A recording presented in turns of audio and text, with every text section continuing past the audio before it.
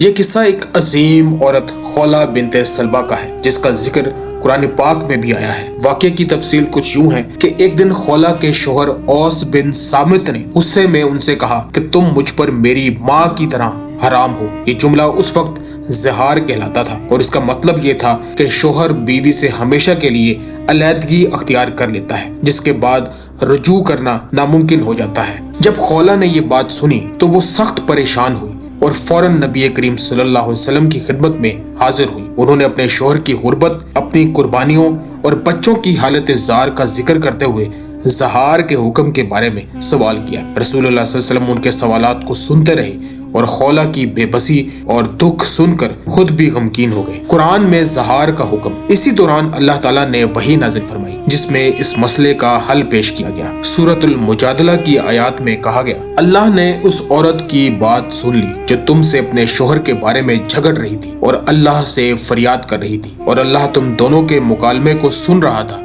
بے شک اللہ سننے والا اور دیکھنے والا ہے۔ زہار کا کفارہ، اللہ تعالیٰ نے زہار کا کفارہ مقرر فرمایا۔ نمبر 1، ایک غلام آزاد کرنا۔ نمبر 2، اگر یہ ممکن نہ ہو تو مسلسل 2 مہینے کے روزے رکھنا۔ نمبر 3، اگر روزے بھی نہ رکھ سکے تو 60 مسکین کو کھانا کھلانا۔ خولا کی قربانیوں اور استقامت کو دیکھتے ہوئے یہ حکم نازل ہوا۔ رسول اللہ صلی اللہ علیہ وسلم نے اوس بن صامت کو کفارہ ادا کرنے کا حکم دیا اور ان کے نکاح کو برقرار رکھا۔ خولا کا رتبہ اتنا بلند تھا کہ جب وہ حضرت عمر بن خطاب رضی اللہ تعالیٰ عنہ کے سامنے آئی اور ان سے مخاطب ہوئی تو حضرت عمر رضی اللہ تعالیٰ عنہ نے انتہائی احترام سے ان کی بات سنی۔